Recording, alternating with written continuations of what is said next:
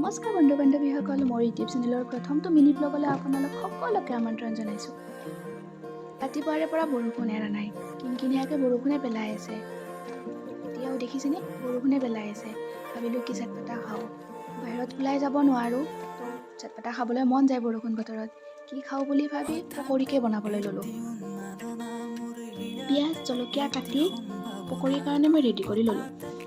জলকীয়া অকণমান বেছিকৈ দিলোঁ, পিঁয়াজো অকণমান বেছিকৈ দিলোঁ। তেলটো গৰম হ'লৈ ৰৈ পকৰীকেইটা বহাই দিলোঁ। ইফালে চাহ বনাইছোঁ।